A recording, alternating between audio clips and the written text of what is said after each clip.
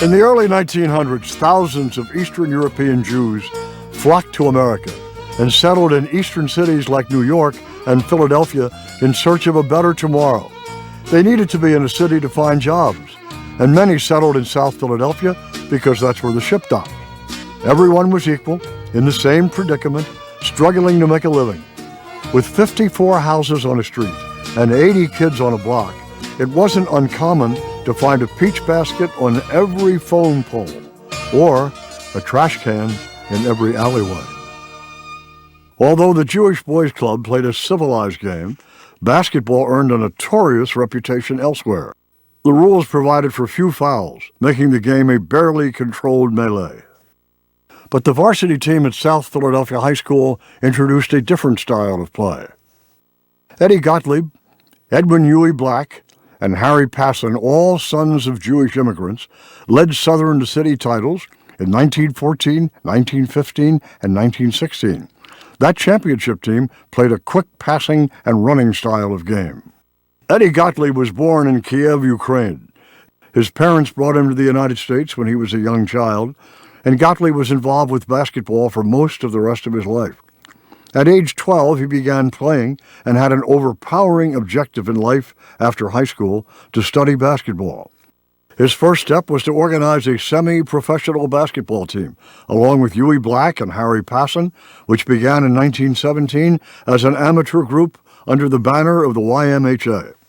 When the YMHA withdrew its sponsorship, the team sought a new home. At 4th and Reed, there was a social club called the South Philadelphia Hebrew Association. Some of its members were athletically inclined, and they knew Gottlieb and company from South Philly High. So in 1918, the organization agreed to buy uniforms with its initials and the Mogen David as team symbols. The team broke away from the Y and began playing under the auspices of the South Philadelphia Hebrew Association, where it got the name it would carry for the next 35 years. Eddie Gottlieb became coach, and Huey Black was made captain.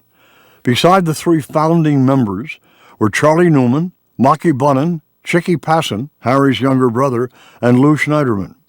The games were low-scoring and defensive, with faking, two-hand dribbling, and passing. The ball was larger than today's. They would toss the ball at center court after each score, and all the shots were made two-handed with both feet on the ground. Eventually, Passon and Black turned over their shares of the team to Gottlieb, who became the sole owner. Through the early to mid-20s, the SPHAS played in a small grouping called the Philadelphia League, won 2 consecutive championships, then joined the Eastern League. They played their games on auditorium stages, ballroom floors, and sometimes in gymnasium cages. In the early years, Eddie Gottlieb didn't pay his players on the SPHAS very much money. He paid them $5 or $10, so the players had to hold jobs, or they were in bands or something to compensate so they can play pro ball. By 1926, the SPHAS were known as one of the highest-scoring teams of that era. When the Eastern League disbanded, Gottlieb used his contacts to set up a series of exhibition games against teams from New York's Metropolitan League and the far-reaching American Basketball League. The SPHAS won 5 of 6 games, so Gottlieb arranged for a best-of-3 series against both the original Celtics and New York Reds. The SPHAS defeated the Reds 2-0 and the Celtics 2-1. Within 6 weeks, Gottlieb's team had won 9 out of 11 games against some of the most celebrated squads in professional basketball. By the end of the 1926 season, the SPHAS became inactive. Many of the players went on to other pursuits that paid regular wages. Eddie Gottlieb, known to his friends and players as Gotti, did it all. He was a founder, owner, coach, player, administrator, and promoter. He was a canny businessman and a colorful personality. He knew the game of basketball inside and out. He loved to win and hated to lose. In 1929, Gottlieb reorganized the SPHAS and recruited college stars to fill his roster. That same year, the SPHAS joined the 3rd edition of the Old Eastern League and competed against teams from Philadelphia, Reading, Trenton, Camden, and Wilmington. The SPHAS won 3 championships and narrowly lost a fourth to the Trenton Moose in the 1933 playoffs. A local player who joined the revamped SPHAS was Harry Litwack, a powerful left-handed shooter and two-time captain of Temple University's basketball team. Litwack played 7 seasons with the SPHAS and helped them capture championships in both the Eastern and American basketball leagues. He later became head coach at Temple and had only one losing season in 26 years of coaching. Harry Litwack, one of the all-time great people in this world. Everybody adored Harry. His players constantly would come back to see him because he taught them more than basketball. He taught them how to be great human beings. He was a teacher, an educator, besides being an unbelievable basketball coach. He did it all for the sport of basketball, and basketball is very, very fortunate to have had someone like Harry Litwack. Another standout was set-shot artist Cy Castleman, also from South Philadelphia. Quiet and handsome, he earned the nickname Sun Dodger because he played all night and slept all day. Other notable players in that decade were guard Inky Lottman from Central High School, versatile and ambidextrous under the basket, forward Red Rosen, smart, tenacious, and one of Temple University's first All-Americans, Red Wolf, an inspired and relentless New Yorker who shot underhanded, Shikey Gotthofer, another New Yorker who was stocky, broad-shouldered, tough, and knew how to move the ball, and Mo Goldman, an athletic center from CCNY. And don't forget Dave Zinkoff. Dave Zinkoff, a native Philadelphian and Temple University grad, first wrote publicity for the SPHAS and did promotions. He would hand out a salami before each game that came from his father's delicatessen at 40th and Girard, and there was always the lucky number in one of the programs. The winner got a $19.95 suit from Sam Gerson's store at 6th and Bainbridge. On the road, Dave was the team mascot, and later, the Zink became the public address announcer. In 1933, the SPHAS were invited to join the newly reorganized American Basketball League and remained there. Mostly all of the franchises were located within driving distance of each other in the Northeast, with games played in small arenas, armories, and dance halls. The SPHAS went on to win 7 titles in 13 seasons and twice were runners-up. At the height of their success, the SPHAS were one of the best teams in the country, sweeping league games and challenging teams in other cities. But it wasn't all a bed of roses. Anti-Semitism was pervasive and escalated in the 1930s. American Jewish people were barred from many professions and schools, and anti-Semitic broadcasts were aired every Sunday.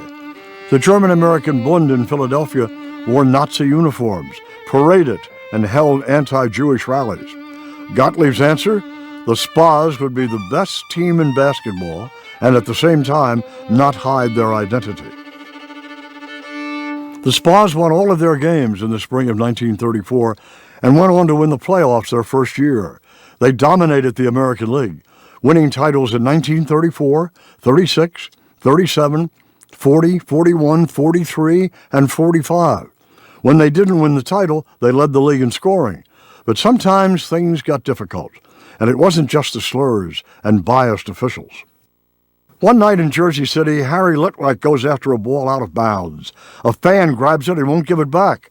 So Harry tries to take it, and before you know it, Eddie, Harry, and the remaining 5 players are trading punches with an angry mob, and someone hits Harry over the head with a Coke bottle. The police had to escort them out, and Harry was taken to the hospital. But they came back and won. Another time, against the Brooklyn Visitations in New York, Shikey Gotthofer has the ball on the sidelines, ready to inbound. A fan takes a lit cigar and jams it into Shikey's thigh. Shikey almost jumped into the balcony, except there were fans up there dropping flower pots on the team. Things were more peaceful back in Philadelphia. In the early 1930s, the SPHAS began to play their home games at the Broadwood Hotel, and it became quite a social event. We used to play in a place called the Broadwood Hotel on Broad Street. It was a Saturday night game in the league and also a social evening. It was a beautiful ballroom where everybody came well dressed It was a great social place. The games were great. At the end of the game, one of our players, Gil Fitch, would race back to the dressing room, quickly change, because he had a band waiting for him. Kitty Callan was the singer in it, and it was a great evening. Everybody to this day talks about it. There were double and triple headers at Convention Hall, and they'd play away games in places like New York, Trenton, Patterson, or Elizabeth, usually in an armory. The game was played under the basket in those years. And today, of course, the players are playing above the basket. The basket is out of play now. In the old days, we had more team play. We were very conscientious about our defensive play. If you didn't hit an open man on a move, you had to explain it to the coach. You didn't have a good explanation, you ended up on a bench. Basketball, every move was important. We had to weave. We weaved the ball around in the backcourt. Everybody felt the ball. It was a team game in those days. Fundamentals were most important. If you didn't play by fundamentals, you never made it with the pro team in the old American League. Probably no one ever logged more miles and minutes on the basketball court than Red Klotz. After graduating from South Philadelphia High and 2 years of play at Villanova, Klotz joined the SPHAS in 1941 with fellow South Philadelphian P.D. Rosenberg, known for his great moves and beautiful hook shot. Their teammates through the war years included a new group of mostly New Yorkers: Leo Gottlieb, Cy Boardman, center forward Irv Turgoff, a good rebounder, and forward Jerry Fleischman, a versatile All-American from NYU whom Eddie Gottlieb signed as a sophomore in 1943. Other players included Irv Davis, guard Ozzie Schechtman, Ralph Kaplowitz, another guard with great moves, Butch Schwartz, a smart team player, and forward Dutch Garfinkel, a great assist man who initiated the no-look pass. After 2 years in the Air Force, Klotz rejoined the team until 1946, when the Basketball Association of America was formed. The SPHAS continued to play exhibitions as a semi-professional team. Klotz coached them for a series and defeated the Harlem Globetrotters. After playing 1 year with the Baltimore Bullets in the newly formed BAA and winning a championship, Klotz went back to coaching. In 1949, he rejoined the SPHAS as a player coach. Over the next 2 years, Klotz staged a series of exhibition games against the Harlem Globetrotters all over the country that was sometimes part of an NBA doubleheader. Respecting his skill and competitive nature, Abe Saperstein offered him a unique opportunity: form his own team and tour with the Globetrotters. Klotz took him up on it, and in 1952 formed the Washington Generals. Klotz toured with the Globetrotters all over the world. He coached and played until he was 62, and to this day remains owner-general manager of the same organization, now known as the New York Nationals. In 50 years, he played, coached, and gave clinics all over the world in over 110 countries. The basketball gods have looked down on Red Klotz and nodded in solemn approval. The SPHAS continued to play exhibition games and finally, in early 1954, disbanded, some 36 years after their inception. After World War II, operators of the country's largest arenas realized that pro basketball could be a fine attraction to fill their arenas on dates not taken by pro hockey and college basketball games. In 1946, Eddie Gottlieb, along with Walter Brown of the Boston Garden, Ned Irish from Madison Square Garden, and Maurice Podoloff, formed the Basketball Association of America, which developed into the NBA. Gottlieb founded and became coach and general manager of the Philadelphia Warriors. 7 years later, he was able to buy the franchise for $25,000 and become the sole owner. In 1946, the newly formed Basketball Association of America consisted of 11 franchises, including 3 which remain today: the Boston Celtics, the New York Knickerbockers, and the Philadelphia Warriors, now the Golden State Warriors. The following year, 4 of the 11 franchises dropped out, and in 1948 were replaced by 4 teams from the National Basketball League, a Midwestern-based professional league that had existed since 1937. They were the Fort Wayne Pistons, now Detroit, the Minneapolis Lakers, now Los Angeles, the Rochester Royals, now the Sacramento Kings, and the Indianapolis Jets. The Philadelphia Warriors played most of their home games at the Philadelphia Arena at 46th and Market to crowds as large as 8,500. When there were ice capades at the arena, the team played at Convention Hall to a sometimes larger crowd of 12,000. The roster was made up of 10 players. The starting five were Angelo Musi from Temple and George Sineski from St. Joe's at guards, Joe Fulks from Murray State and Howie Dalmar from Penn at forwards, and Art Hillhouse from LIU at center. A third guard in the rotation was Jerry Rulo from Temple, who excelled on defense. Other players on the roster included guard Petey Rosenberg and Matt Gukas from St. Joe's, and Jerry Fleischman and Ralph Kaplowitz, both from NYU, who had played for the SPHAS. We had two home courts. One was the Philadelphia Arena, and the other one was Convention Hall. But most of us liked Convention Hall because it was much better court, because it was bigger, much light, and they brought the crowd out. They came in better atmosphere, and we really enjoyed it because at the Philadelphia Arena, they would bring in, during the holiday season, they would bring in the ice capades, and we would lay the playing court over the ice, and then when it's a warm night, the floor was sweat and the moisture would seep through the cracks, and we had a very dangerous condition, slipping all over the place and mishandling the ball. You know, I can recall many years ago when we played our first or second game at the arena. We got out there and could not stand up very well, but Eddie was not about to cancel a game. So he went out and got some sawdust and some oatmeal, and he tried everything he could to correct the problem. He did to a degree, but you still couldn't dribble the ball, and you slipped, and occasionally you dribble the ball and the ball wouldn't bounce back to you.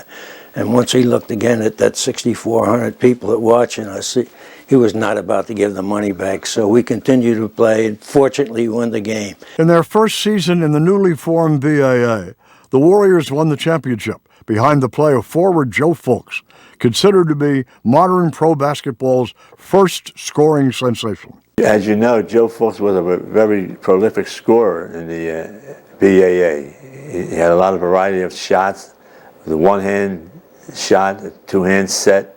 He had shots that really excited the crowd. In fact, when he had 2 or 3 people playing on him and he still made the shot, the people on the side just went berserk because he really stimulated their enthusiasm. And at the time at the arena, they would lift their folding chairs and clamber it on the floor because of the excitement and the sensational shots that he was making.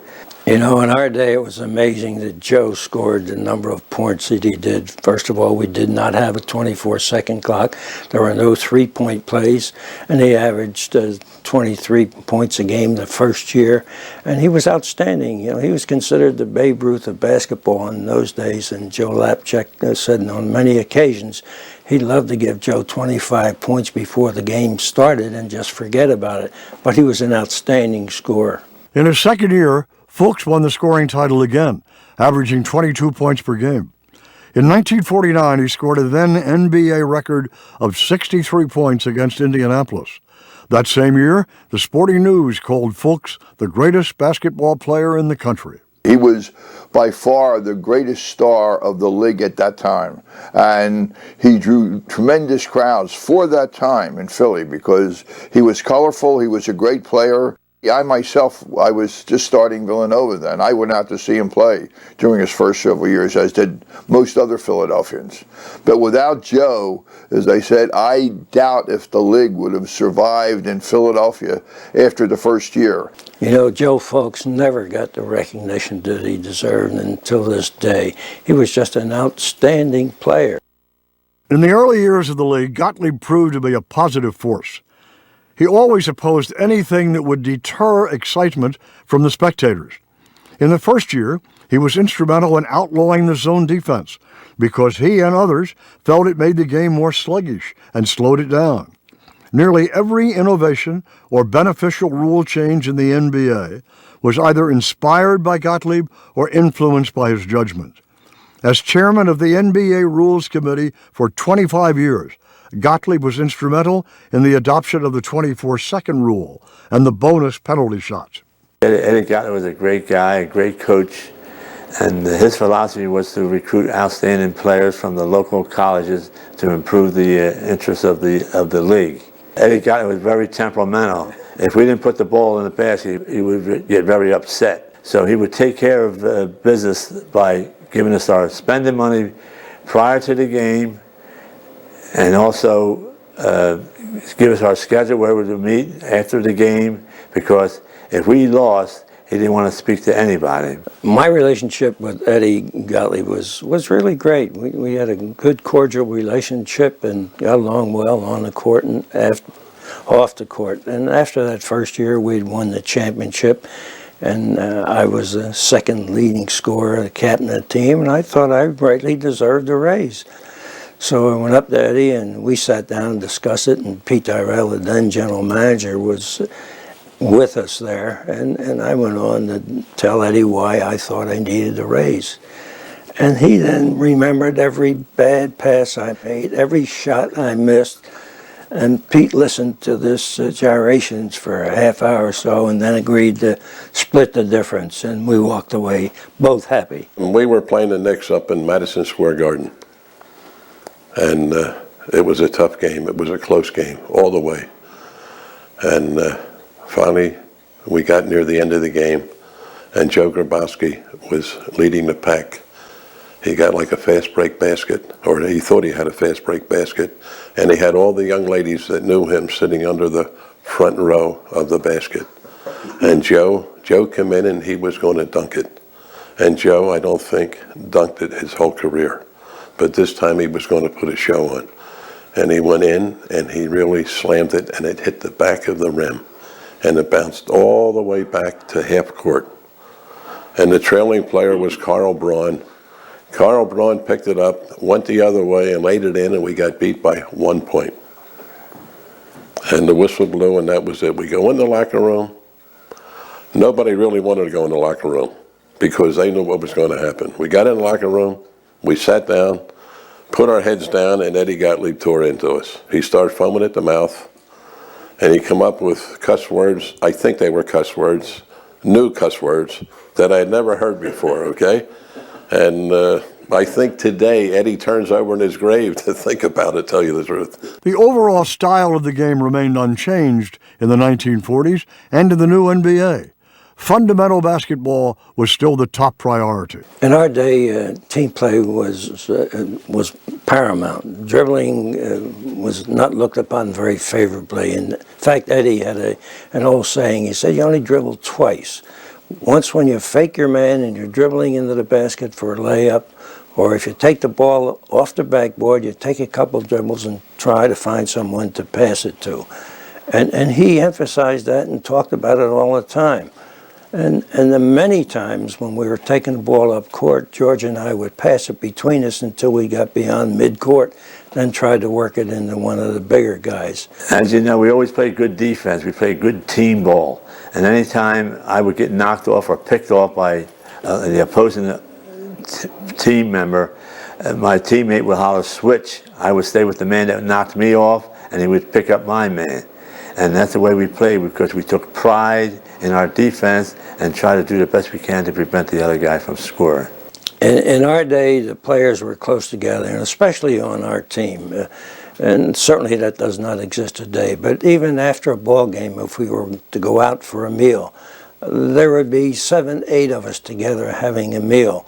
And I don't think that's common today. And we just had that closeness. And it started almost from the beginning of the season. And it progressed as the season went on.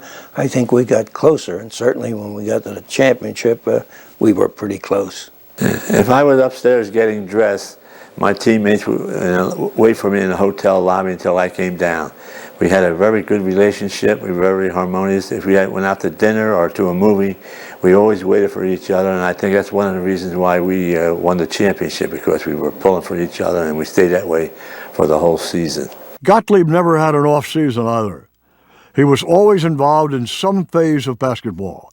He never took a wife because he was already married to the game of basketball. In fact, he served as the NBA's solo schedule maker for almost 20 years. In 1949, the 6 remaining teams from the National Basketball League, joined the Basketball Association of America, and it became the 17-member National Basketball Association. New or recent arrivals to the team were guards Nelson Bobb from Temple, Chink Crossan from Penn, and Gail Bishop, a scorer from out west, and center Ed Sadowski from Seton Hall. By the 1950-51 season, the league was down to 10 teams. Joining the roster that season was consensus All-American Paul Arizin from Villanova. Without any high school experience, Arizin made the Villanova team as a sophomore with hard work and perseverance. A year later, he set a single-game record by scoring 85 points, and as a senior, led the nation in scoring with 25.3 points per game. With a textbook perfect jump shot, Arizin was the first-round choice of the Philadelphia Warriors.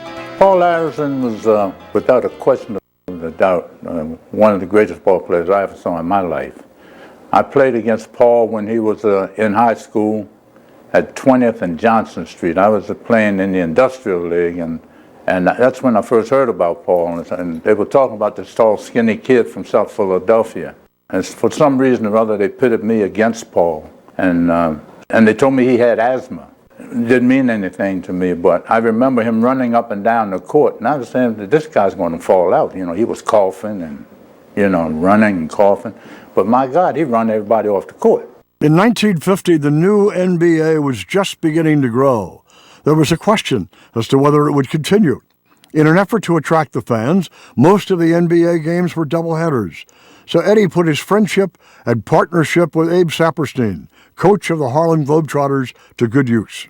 He made a deal with Saperstein that wherever the Globetrotters would play, he'd bring an NBA home game to that site. So consequently, the Warriors played home games all across the country. And I had to travel all those games because the rule was that the home team had to provide the official scorer and set up the stat crew and all that thing, whoever it was, like whether it was in Tulsa, Oklahoma, or it was Fargo, North Dakota, or Saratoga Springs, New York. I can't remember all the names of the places we went to. But we played the first games of doubleheaders. The Globetrotters were the big attraction, not the NBA, particularly a team that was in last place in their division. One night we were playing up in Albany, New York. It was a neutral court. We were playing the St. Louis Hawks. And we had a tough trip. And I had played probably most of that game. And it was near the end of the game. I was going in for a shot, and I got fouled. And I was tired, and I walked back, and I talked to Jack George. I said, Jack, I'm tired. You want to shoot these shots for me? He said, sure. So he walked up to the foul line, shot the two shots, made them both. And the game was over, and after the game, the referee came up to me, Billy Smith. He said, hey, Demps, didn't you get fouled? You didn't shoot those shots, did you? I said, no, Jack shot them. And the game's over, so there's nothing you can do about it anyhow. And that gave Jack that year 1,000 points. So 2 of those points were mine. But then the next year in training camp, the head of the officials, Jocko Collins, would go around to all the teams to go over the new rule changes. And he said, this year, by the way, when you get fouled, you shoot your own foul shots. In 1950, the Warriors won the Eastern Division title, with Fulks hitting his stroke at 18.7 points per game, and solid contributions from Arizin and Andy Phillip, who led the league in assists. But Philadelphia was stunned by the Syracuse Nationals, who swept the first 2 games of the best-of-3 series. The following year, Paul Arizin paced the Warriors with over 25 points per game, surpassing George Mikan to win the league scoring title. 1952 was also the first year of the expanded 12-foot foul line, a rule aimed at limiting Mikan's dominance. The following season, Arizin joined the Marines for 2 years, and Joe Fulks retired from the NBA before Arizin's return. So the next 3 seasons were down years for the club, finishing 4th in the Eastern Division. The one bright spot was Neil Johnston, who had joined the team in 1950 after a relatively obscure college career at Ohio State. Neil had been a sub with us prior to my going into the service, but he really came into his own during those 3 years, winning the NBA scoring championship 3 years in a row, which not very few players have done. you count them on one hand. The interesting part about that also was that in college, Neil was more interested in baseball than he was in basketball. He was a minor league player, and then he decided to give basketball a try, in which he just simply excelled. And baseball's loss was basketball's game. In particular, it was Philadelphia's game. Gottlieb saw Johnston's potential and signed the 6'8" big man as a free agent. He became a multi-dimensional player with a devastating sweeping hook shot from the pivot. From 1952 to 1955, he led the league in scoring and in rebounding one year as well. Through 8 NBA seasons, he averaged almost 20 points and 11 rebounds per game. By 1954, the NBA was down to 8 teams. The Eastern Conference consisted of the New York Knicks, the Boston Celtics, the Syracuse Nationals, and the Philadelphia Warriors. In the West, the Minneapolis Lakers, Fort Wayne Pistons, Milwaukee Hawks, and Rochester Royals. When I did get back from the Marine Corps for the 54-55 season, one of the drastic changes in the NBA was that was the year when the 24-second rule was introduced, meaning you had to shoot within 24 seconds. It was a great thing, and as I said, it was fortunate that it came along at that time. Prior to that time, there was too much freezing of the ball and holding the ball, and this is not what fans pay to come out to see. The reason the 24-second rule came in is because prior to 1954-55, it was very hard for a team to come from behind to win games because the team that was leading would hold on to the ball. And the only way the other team could get it would be to foul them. So they had to come up with some rule where the team had to relinquish the ball. So they set up a deal where was created by Danny Biasone, then the owner of the Syracuse Nats, which is the parent club of the Philadelphia 76ers, you know. And actually when the Sixers came here, he came down here as an advisor. So he figured out that the average team took 60 shots a game.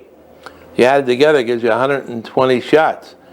And then in a 48-minute game, there are 2,880 seconds, and divide the 120 and the 28, 180, that's how you come out with 24. It came out exactly even.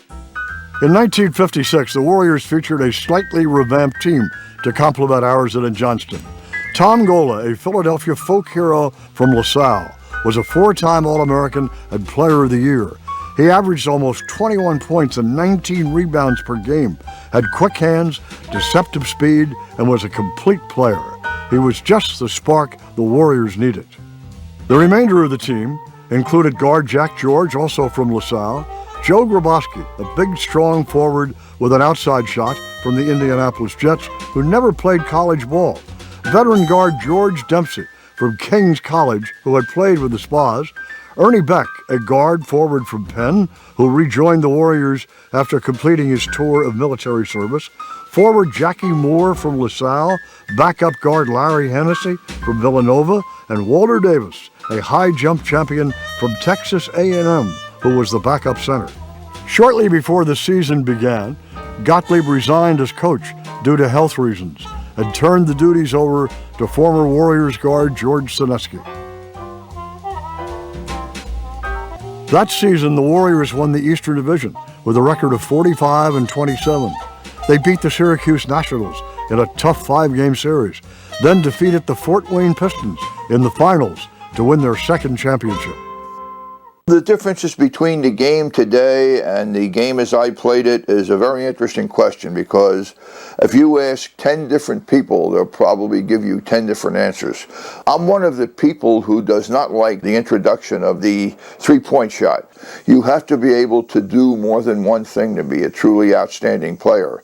Just standing around outside and shooting three-point shots may be appealing to the crowd, but if the player doesn't utilize the drive, the medium shot, he's really hurting himself, and he's not going to develop into the player that he was, that he could be with this ability. Well, I believe today's game doesn't have the balance like the old basketball game, and today a lot of the offense is concentrated in one or two individuals.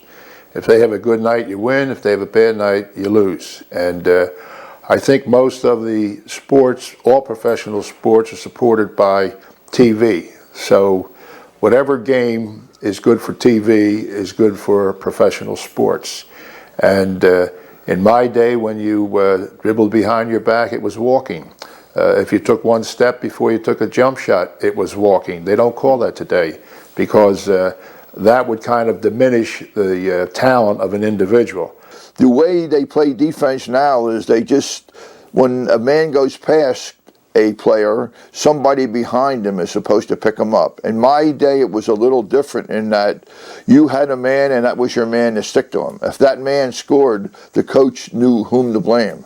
And quite often the coach's comment was, well, if you can't stop him, I'll get somebody else in there who can. I pay particular attention to the guys in the post, the guys in the middle. I don't understand how they play defense leaning on a man. You can't lean on a man. You can't let the big man know where you are. See, I play against big people. They didn't know where I was. And I think that, I remember Zach Clayton, in my early days, was telling me, he said, you don't worry about a man when he doesn't have the ball, because he's not dangerous. Man's not dangerous when he doesn't have the ball. You worry about him after he gets the ball. So your position is to deny him the pass, from getting the ball.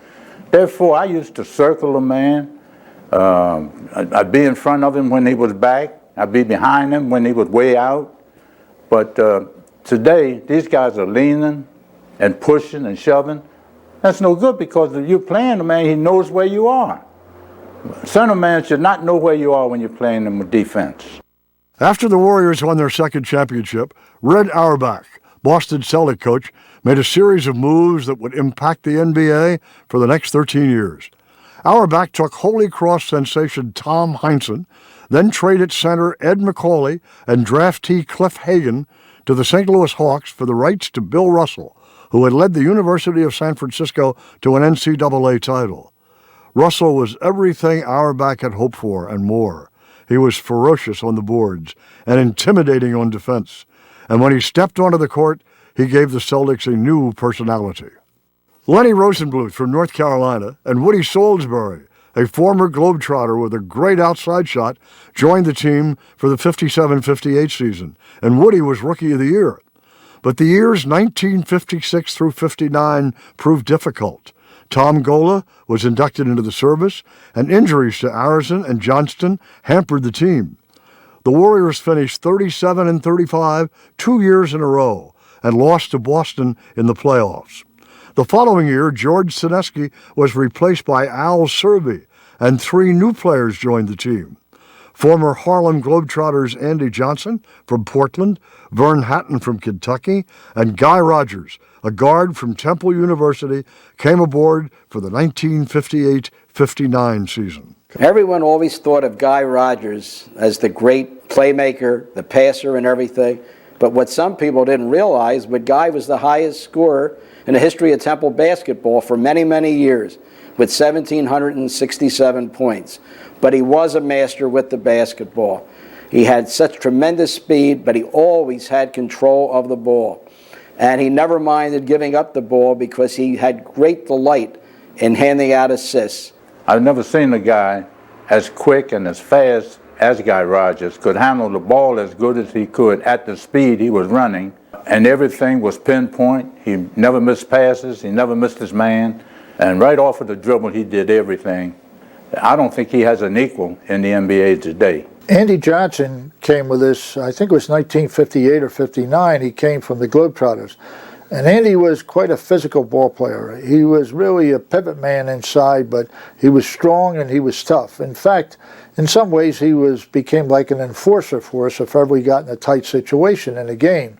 One day afternoon we're playing the Knicks down at Convention Hall, and all of a sudden the fight breaks out. Richie Guerin and Guy Sparrow, who was another tough player for the Knicks, got into a scuffle with Woody Salisbury and Andy Johnson, and the fight sort of banged off the court and went over to the side. Well, right at that side where the fight broke out, my dad was sitting with my mother. They had seats in the front row, and I went running over there to see if everything was all right. And the next thing I know, I turn around, my father has Guy Sparrow in a headlock, and we didn't worry about it after that. I remember taking my father to the game and watching that fight, and him saying, "Simcha, if this is basketball, I think I like it."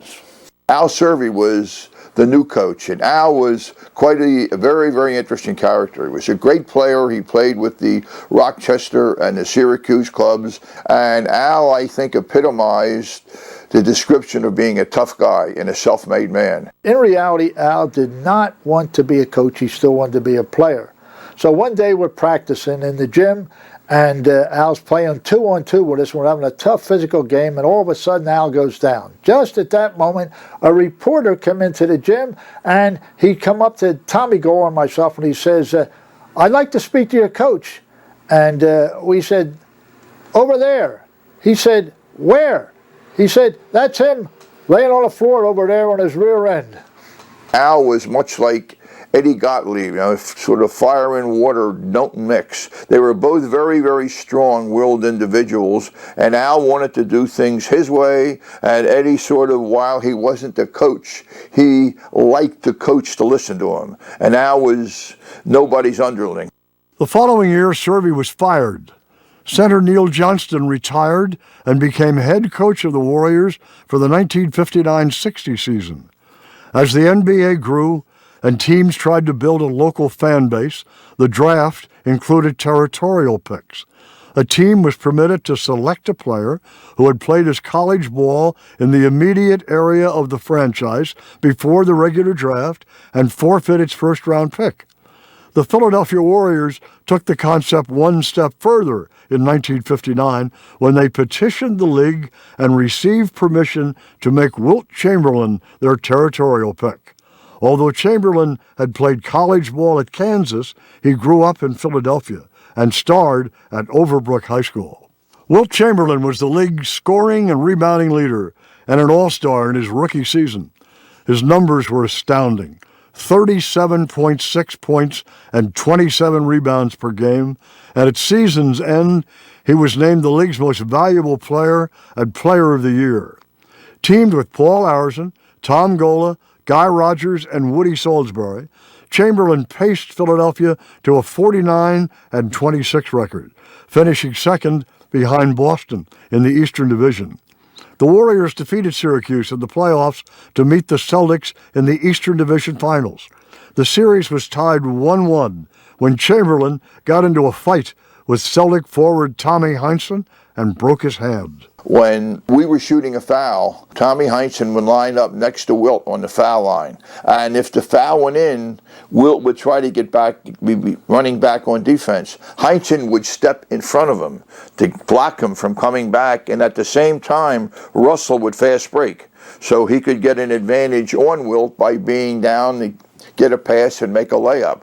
Well, this happened several times, and I guess Wilt had had enough of it. And I was not close to it, but I saw it. Wilt finally, Heinsohn was in front of him, and Wilt just gave him a punch. Unfortunately, with the punch that Wilt gave him, he broke his hand. I was trying to be a peacemaker. I had my hand across Tommy Heinsohn's chest, trying to push him back, and Wilt threw the haymaker. And that haymaker hit me on the arm, and it started to swell like I had a golf ball in there. And I thought it was broken, but fortunately we had it x-rayed and it was okay. With Wilt handicapped, the Celtics won the next two and were ready to celebrate when the Warriors beat them badly in the fifth game at Boston Garden. It was now 3-2 with the sixth game in Philly. With seconds to go and the score tied, Bill Sharman missed a shot. Heinsohn tapped it in, and Philadelphia was out of the playoffs. But many felt the Warriors would have won the series had Wilt not broken his hand. Al Attles from North Carolina A&T joined the backcourt the following year. Gone were veteran guards Ernie Beck to the Hawks, George Dempsey to Syracuse, and Jack George to the Knicks. Other new arrivals included Ed Conlon, Joe Rucklick, and Bill Pickles Kennedy. The 1960-61 season was more of the same, particularly more of Wilt Chamberlain. Once again, he led the league in scoring with 38.4 points per game and hauled in a league-high 27.2 rebounds per game. But despite his brilliance and a 46-33 record, the Celtics had the better team, finishing 11 games ahead of Philadelphia in the Eastern Division. In the 1961 NBA playoffs, Philadelphia was swept by Syracuse in the semifinals, and Boston again won the title. In those days, in the late 50s and early 60s, Boston certainly had a good team. They had Bob Cousy, Sam Jones, Casey Jones, Bill Sharman, Tom Heinsohn, Frank Ramsey, Bill Russell, all of whom were in the Hall of Fame. Plus, they had a great coach in Red Auerbach who had the ability to get the players to subject their egos to the good of the team. And that's really what made Boston outstanding. Red Auerbach had a lot of talent, and he had them coming off the bench right and left, so he could spell people whenever he wanted to and never lost a step. For the 1961-62 season, the team drafted Tom Meschery from St. Mary's College in California and Ted Luckenbill from Houston to replace Woody Salisbury, who was traded to the St. Louis Hawks the year before, and Andy Johnson, who went to Chicago. Head coach Neil Johnston was replaced by Frank McGuire from North Carolina. When Neil Johnson became coach, of course he inherited Wilt Chamberlain, and Wilt came on the scene, and he didn't see eye to eye with Neil Johnson, because Neil was the old-fashioned pivot man who just stood in the bucket and took the hook whenever he had to. And Wilt wanted to be known as a versatile individual, and Wilt practiced the fadeaway jump shot, the fingertip roll.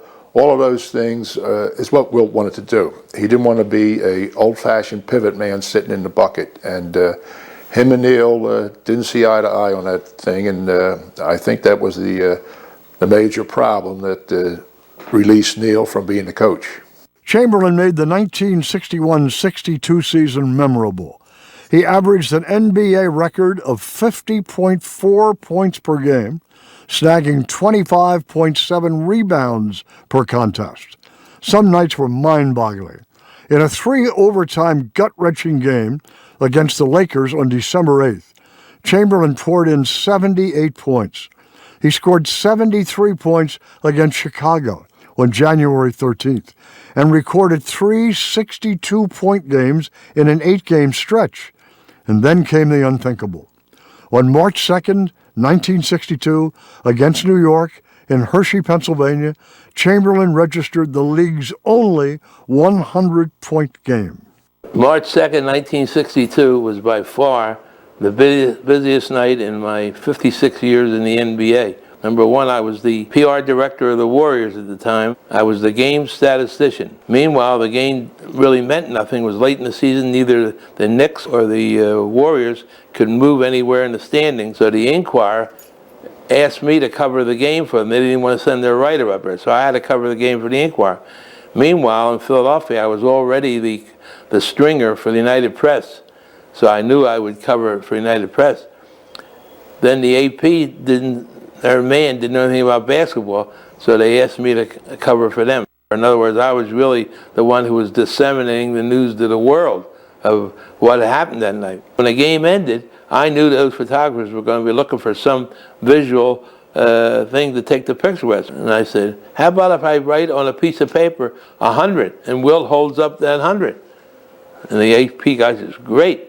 So I grabbed the piece of paper, one of the writers, scrawled 100 on there. Incidentally, my wife always told me that she never saw me write so clearly as with that 100. Finishing second to Boston with a 49-31 record, the Warriors beat the Syracuse Nationals in the Eastern Division semifinals.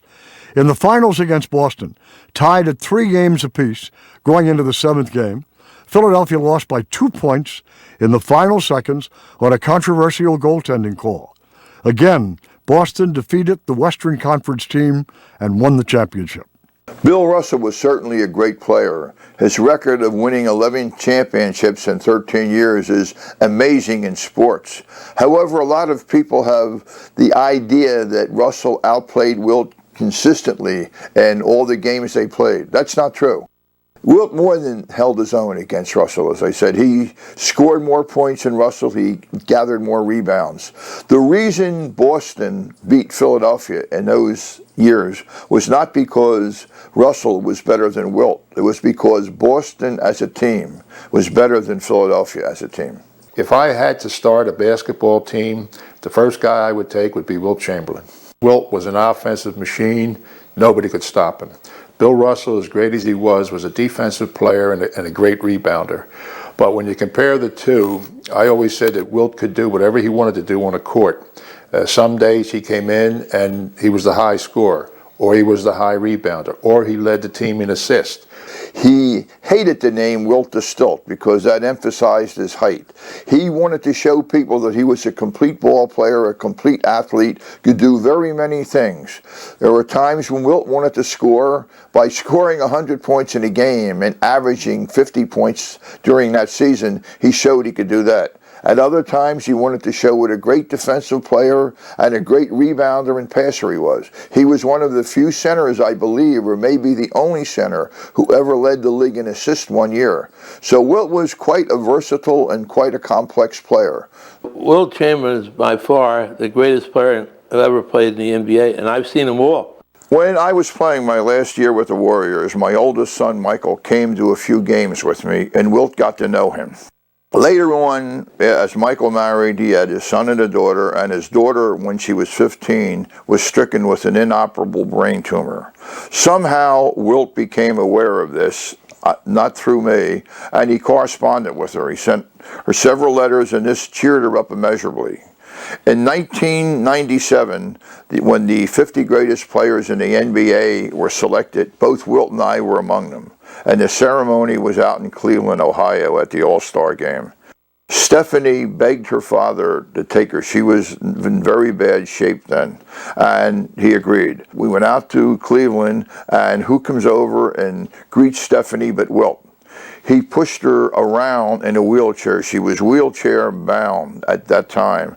One thing she wanted was to try to get all the autographs of the players who were there, the 50 players. Very difficult job because some of the players are very hesitant in giving autographs. Wilt pushed her in her wheelchair all around to where the players were and got every autograph for her, for which I'm completely indebted to him. Shows you really what kind of a person that he was. And they kept up that correspondence, and Wilt continued to communicate with Stephanie until her death a few months later. But it takes a man to do something like that.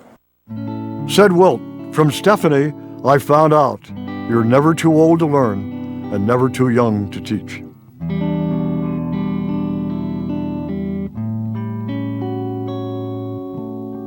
The Philadelphia Warriors moved to San Francisco after the 1961-62 season. Eddie Gottlieb sold the franchise for $850,000 to a credit card company, and later a consortium of owners was formed. He stayed with the team for 2 years as the general manager, then moved back to Philadelphia. Not content to retire, Gottlieb continued to work as a consultant to the NBA. By 1968, he was making an 82-game schedule for 14 teams in 2 divisions that had 14 different ideas how their schedule should be. He did it without a computer, on yellow lined paper, made revisions on cocktail napkins, and was able to fulfill everyone's wishes. Never accused of being a pacifist when he coached, Gottlieb was charitable and good-hearted. When Harry Litwack needed money to open his basketball camp, Gottlieb loaned him $50,000. He also put together a display for the Hall of Fame as a salute to the men who played for him. It took him a whole year and cost him $10,000. In the mid to late 70s, Gottlieb was able to see Wilt Chamberlain, Joe Fulks, Paul Arizin, and Tom Gola inducted into the NBA Hall of Fame. Then on December 7, 1979, Eddie Gottlieb from the Ukraine, by way of South Philadelphia, passed away at the age of 81. The chapel on North Broad Street was packed with basketball dignitaries who came from all over to say goodbye. Gottlieb would have appreciated that. He always liked to play to a full house.